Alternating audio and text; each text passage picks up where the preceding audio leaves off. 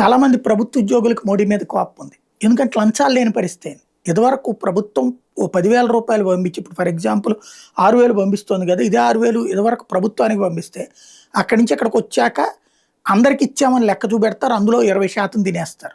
ఆ తర్వాత గ్రౌండ్‌కొచ్చేటప్పటికి ఆ 2,000 కాస్త 500 రూపాయలకి ఇచ్చినా ఆశ్చర్యపోనక్కర్లేదు. చచ్చినోడి పెళ్ళికి వచ్చిందే కట్టం అన్నటువంటిది.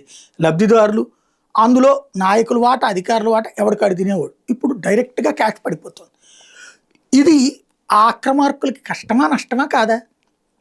అట్లాగే ఆస్పత్రులు, కార్పొరేట్ ఆస్పత్రులు ఇబ్బడముబ్బడిగా బిల్లేసి బాధేస్తుండే.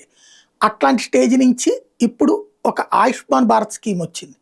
ఒక్కొక్క పేషెంట్ నుంచి కనీసం 50,000 లక్ష సంపాదించుకోవాలనుకుంటే, లేదు లేదు నువ్వు అసలు ఖర్చు మీద ఓ ₹10 మేమిస్తాం అంతవరకే తీసుకుంటే అలా కడుపు పండుతుందా లేదా?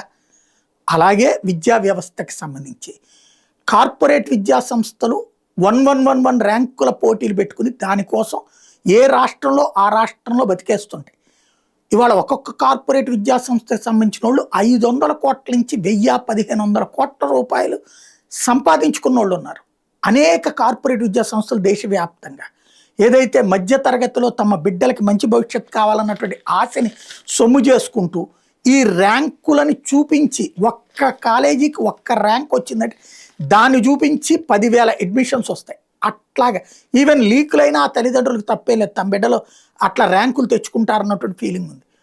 ఇక్కడ లీకులు జరిగినప్పుడు కొట్టాల్సింది లీకు చేసిన వాళ్ళనా ప్రభుత్వాలంటే ప్రభుత్వాలు కొడితే చాలంటూ డైవర్ట్ చేసినటువంటి వేళ ఇప్పుడు ఒక ఆడియో లీక్ అవుతోంది.